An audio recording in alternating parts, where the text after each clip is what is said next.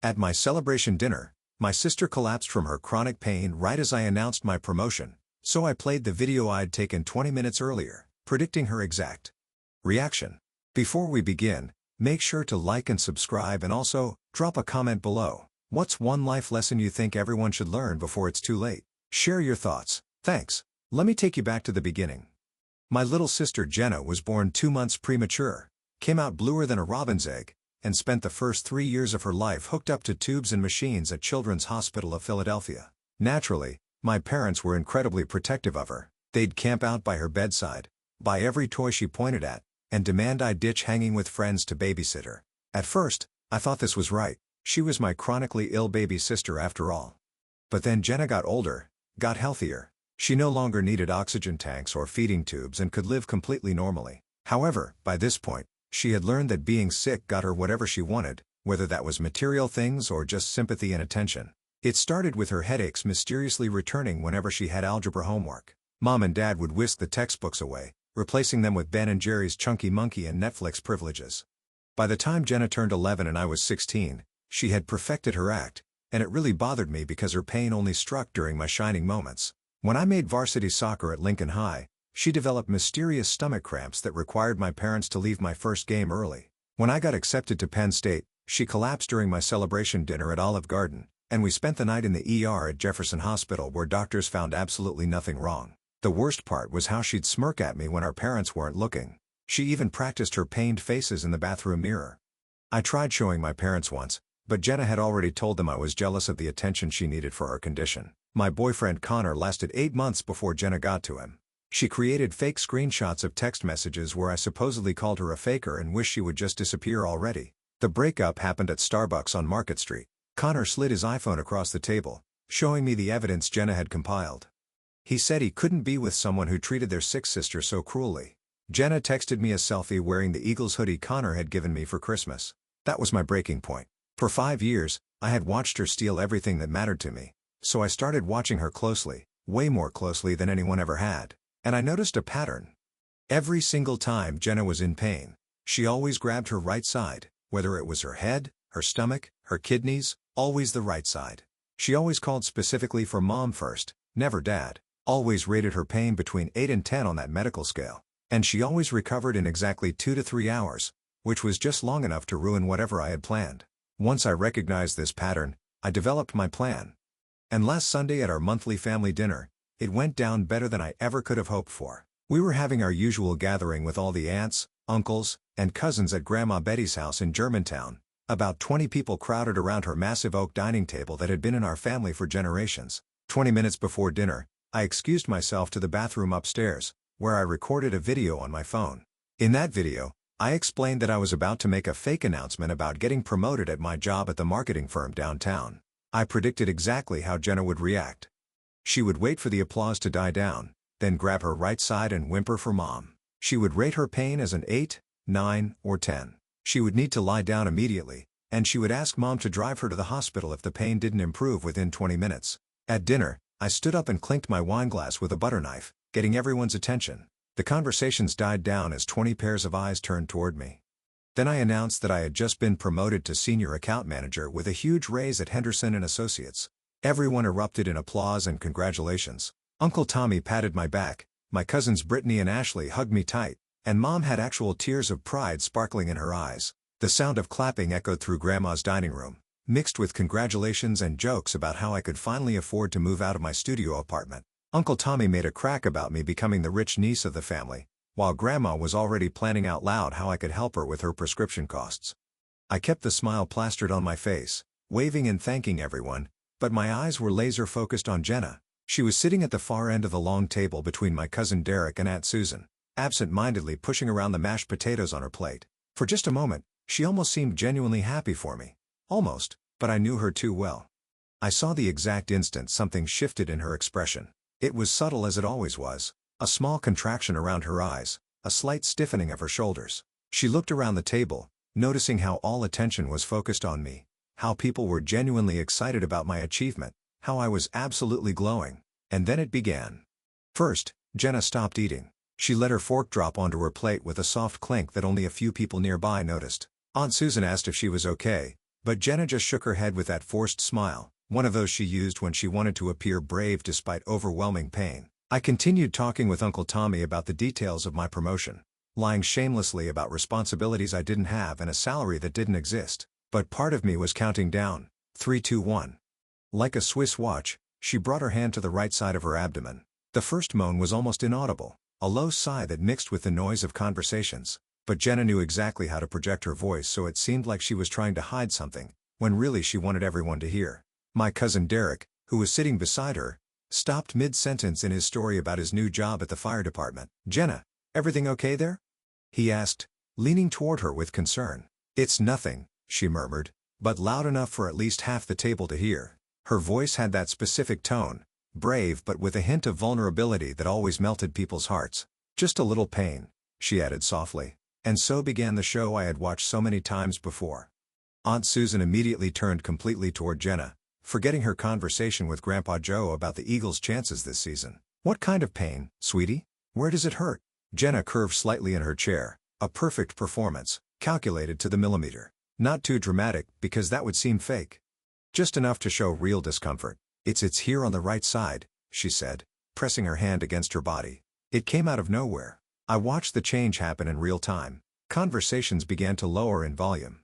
Glances gradually turned toward Jenna. My promotion, which minutes ago was the center of attention, began to fade into the background, replaced by the automatic family concern that always surrounded my sister. Mom, who had been beside me laughing at Uncle Carlos's story about his disastrous fishing trip, suddenly stopped mid-laugh. That expression I knew so well began to take over her face, the maternal panic that Jenna knew how to invoke with surgical precision. "Jenna, what happened, honey?" Mom was already halfway up from her chair, her napkin falling to the hardwood floor. Jenna raised her eyes, always to Mom first, never to Dad. I had noticed this pattern years ago. "Mom, it's hurting quite a bit," she whispered, her voice trembling just the right amount. Not too much, not too little. Enough to sound genuine, but not so much that it seemed theatrical. Dad, as always, went into problem-solving mode. "What kind of pain? Cramping? Burning? Sharp?" "It's a dull ache," Jenna answered, closing her eyes as if concentrating to describe it accurately. "But really intense. And it's getting worse." Grandma Betty crossed herself. Uncle Tommy frowned with worry. My cousin Ashley was already asking if anyone had Advil in their purse. The attention of the entire room had completely shifted from me to Jenna, like water spiraling down a drain. I kept smiling, kept participating in the speculation about what could be causing Jenna's pain, but inside I was fascinated, watching the machine work. It was like watching a conductor directing an orchestra. Each moan, each expression of pain, each word chosen to get exactly the desired reaction. "On a scale of 1 to 10? Dad asked, already grabbing the Honda keys from the sideboard near the table. This question had become a sacred ritual in our family over the years. Jenna paused for a moment as if she were really evaluating the intensity of the pain. Another brilliant touch. If she answered immediately, it might seem rehearsed. "It's an 8, she said finally, her voice coming out weaker. "Maybe a 9. Of course it was. It was never less than 8, never a 10. That would be too dramatic, too obvious. Always between 8 and 9. Enough to be alarming, but not so much that it would raise suspicions. I watched the entire family dynamic reorganize around Jenna's pain.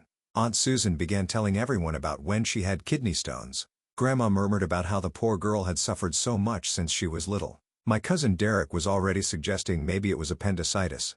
My promotion had become a distant memory in less than 5 minutes. Jenna curved a little more, bringing her second hand to support the first. "Mom, I think I need to lie down," she whispered, but loud enough for everyone to hear. And then she did that thing that always made me want to scream. She looked directly at me for just a second, when she was sure no one else was looking, and she smiled. A small smile, almost imperceptible, but it was there, the smile of someone who had just scored the winning goal. "Maybe we should take her to Temple Hospital," Mom said, already standing up completely. "Susan, can you drive? I'm too nervous." It was at that moment that something snapped inside me. It wasn't anger anymore, it was something colder, more calculated. Everyone stood up, preparing to transform what should have been my night of celebration into another rush to the emergency room. I stood up too, but instead of grabbing my purse, I grabbed my phone. "Wait," I said, my voice coming out calmer than I felt. "Before we go running to the hospital, there's something you all need to see." Jenna looked at me, and for the first time, I detected something different in her expression. A hint of suspicion, maybe even fear. But she was too committed to the performance to stop now. "Carla, "This isn't the time for this," she said, her voice still weak and suffering. "I'm in a lot of pain." "I know exactly how much pain you're feeling," I replied, unlocking my phone. "And I know exactly when it's going to pass." Aunt Susan frowned. "Carla, what do you mean by that?" I held the phone in the air, my finger hovering over the play button. "I recorded a video 20 minutes ago. You're all going to want to watch this." Jenna went completely still. Her hand was still pressed to her right side, her expression still showed pain, but something had changed. It was as if she realized the ground was moving under her feet but didn't know exactly why. "What video?" Mom asked, still torn between concern for Jenna and curiosity about what I was doing. I looked directly at Jenna, seeing the exact moment she understood that something was terribly wrong. Her eyes widened slightly, but she couldn't abandon the act now, not in front of the whole family. "A video that's going to explain a lot," I said, and pressed play. My voice came out clear and firm from the phone speaker. "It's 6:40 p.m. on Sunday. In 20 minutes, I'm going to make a false announcement about a promotion at work during family dinner. When I do this, Jenna will wait for the applause to finish, then she'll grab the right side of her body and call for Mom. She'll rate the pain as 8 or 9. She'll ask to lie down, and if she follows her pattern, she'll suggest going to the hospital in exactly 15 minutes. The silence in the room was so dense I could hear the tick-tock of Grandma's grandfather clock. All eyes turned to Jenna, who had become completely frozen, her hand still glued to her right side as if it had been superglued there. "She always holds the right side," my recorded voice continued mercilessly. "No matter what type of pain it is, head, stomach, kidney, always the right side. Always calls specifically for Mom first. And she always recovers in 2 to 3 hours, just enough time to ruin any important moment of mine." Grandma Betty was the first to find her voice. "Jenna, is this true?" Jenna tried to recover, but I could see the panic growing in her eyes. "I don't know what Carla is talking about," she stammered, trying to return to the suffering tone. "I'm really in pain." "Don't you believe me? I'm not done yet," I said, pausing the first video. That was just the appetizer. I navigated to the next folder on my phone, a collection I had been meticulously compiling over the past few months. "Do you want to see what really happened at my high school graduation?" "Carla, stop this," Jenna whispered, but her voice had lost all that theatrical fragility. Now it sounded sharp, almost threatening. I played the next video. It was security camera footage from Lincoln High that I'd gotten through my friend Jake, who worked in the IT department. The grainy image showed Jenna in the side hallway near the water fountains, 5 minutes before the ceremony began. She was completely alone, checking her phone. Then suddenly, she put the phone away, looked around to make sure no one was watching, and started practicing. There alone in that hallway, my sister was rehearsing expressions of pain. She frowned, brought her hand to her chest, made different grimaces using the reflection in the glass trophy case. She was literally rehearsing which expression would be most convincing. "My God," Aunt Susan murmured, her hand flying to cover her mouth. "Wait, there's more," I said, moving to the next file. "Remember when Connor broke up with me? When he said I was cruel to my sick sister?" Jenna went pale. "Carla, don't." These are the original messages she sent to Connor, pretending to be me. I showed the screenshots I had managed to recover from her phone's cloud backup, another favor for my tech-savvy friend Jake. "Look at the dates and times. She waited for me to leave the house to use my laptop and create fake social media accounts."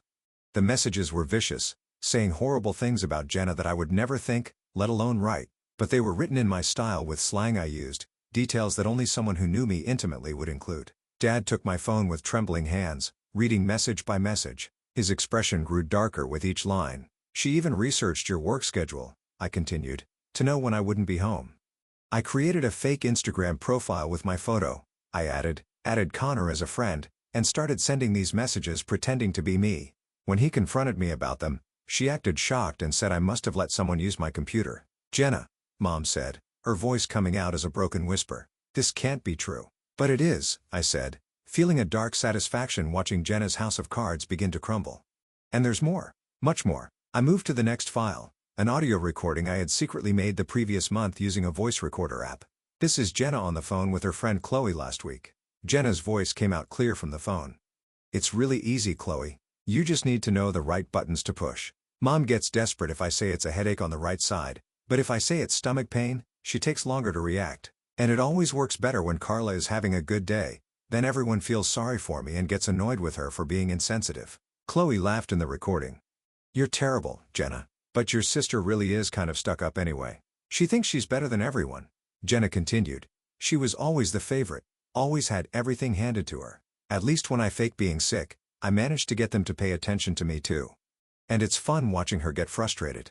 The silence that followed was deadly. Jenna was white as a sheet, trembling.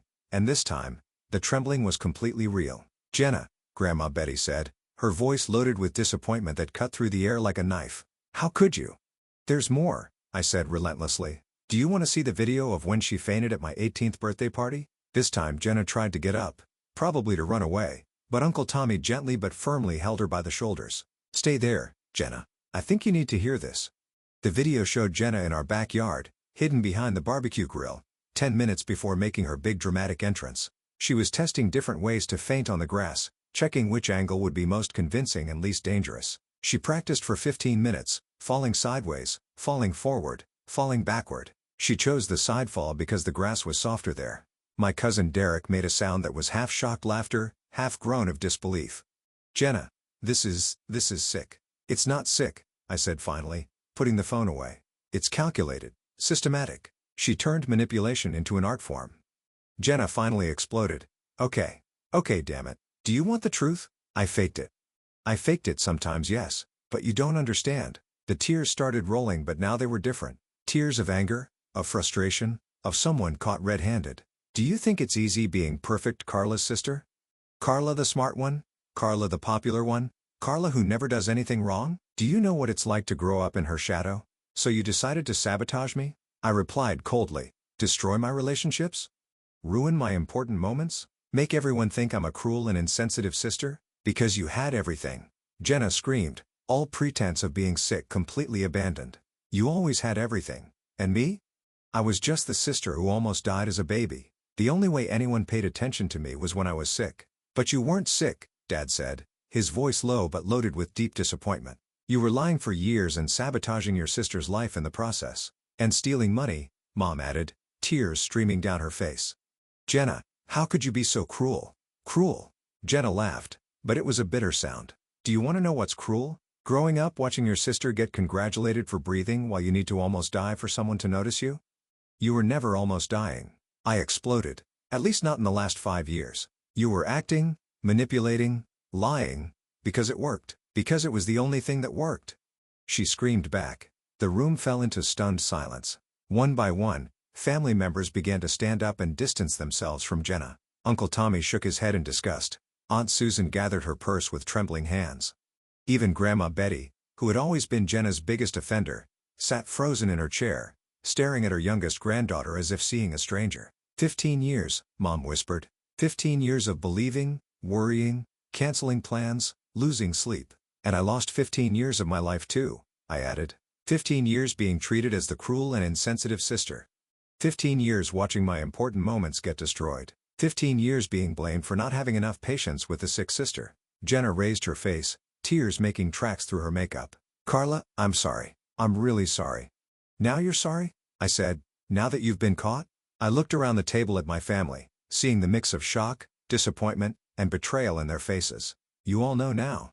You all know what kind of person she really is. You know what she did to me, to this family, for years." I grabbed my purse and walked toward the door. The sound of Jenna's real crying, not performed, but genuine anguish, followed me. "Where are you going?" Mom asked, tears streaming down her face. "Away from here," I replied. "Away from this toxic dynamic. And especially away from her." I pointed at Jenna without even looking in her direction. "I'm going where I should have gone years ago. I'm going to build a life where people like her can't reach me." The door slammed behind me, but not before I heard Jenna start screaming, not from fake pain this time, but from real agony. The agony of finally having to face who she really was. And for the first time in years, the sound of her pain didn't make me feel guilty. It made me feel free. Sometimes the truth hurts more than any lie ever could. But sometimes, that pain is exactly what's needed to finally heal.